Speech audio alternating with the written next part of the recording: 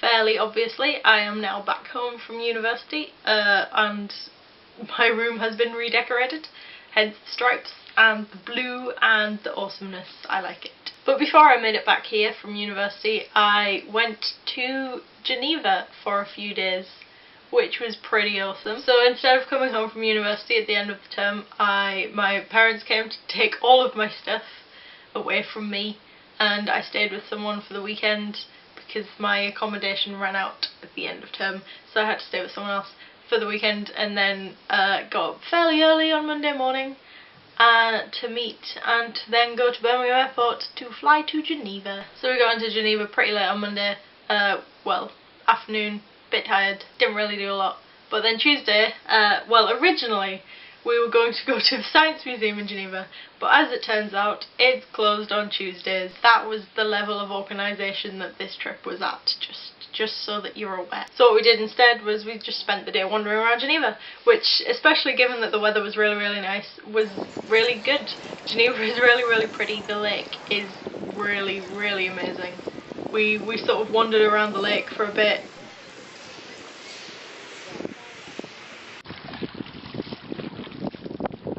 We then decided that we would go to visit the UN building, which you can see here.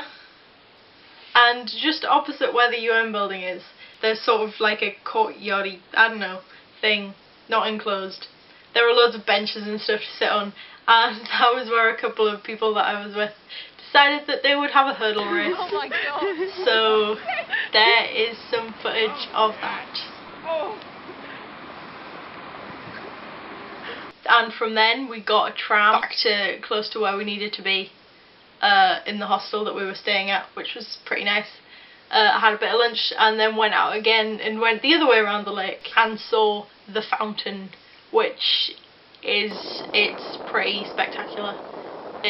Yeah, and you can walk pretty much right next to it, which you can see that we did.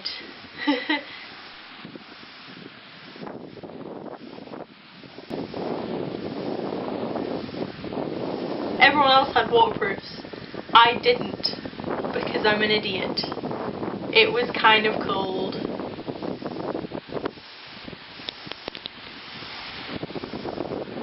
And then what we did after that was get a boat back to close to the hostel so that we could go back and sort of do not a lot for the rest of the day. So pretty much you can do all the main things that Geneva has to offer in not a great deal of time. Like we saw a lot of the lake, we rode a tram, we had a boat ride, we saw a skate park, which it's someone that I was with, oddly enough, one of the same people who decided that a hurdle race would be a good idea. He ran up one of the ramps and was stood on top of that, and I looked at that and thought, I bet you can get a really good view of the lake from up there.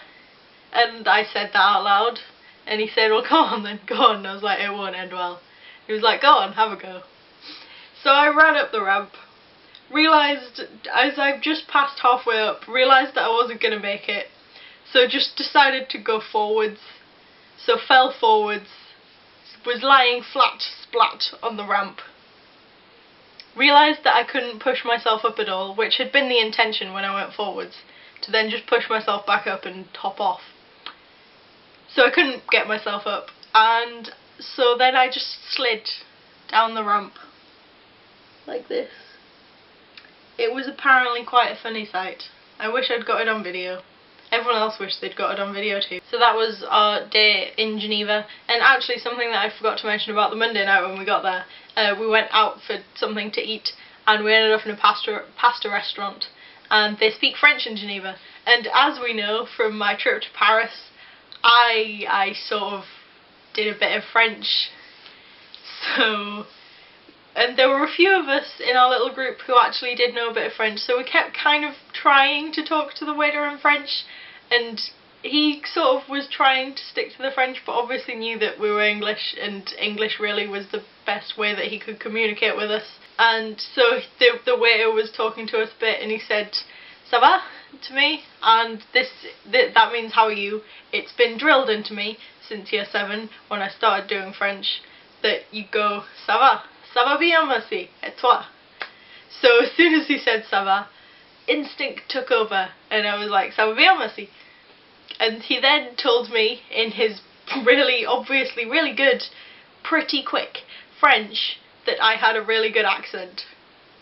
So what I heard was, and I was like, huh? At which point, obviously, everyone burst out laughing, and he switched to English and was like, "You have a really good accent." And I was like, "Thank you." I can't understand anything in French, but there you go. That was, yep. We didn't go back to that restaurant. So they were my adventures in Geneva itself, and the main reason for this trip was to visit CERN, as I'm sure I've mentioned before in a video, because I was quite excited about this. So the day after that, the Wednesday, we went to visit CERN, which I will talk about in the next video that I will do, because I wanted to do it separately. So I'm sure there will be somewhere to click to go to the next video when it's up. I just look like I'm trying to dance and failing because, yeah, I'll stop now.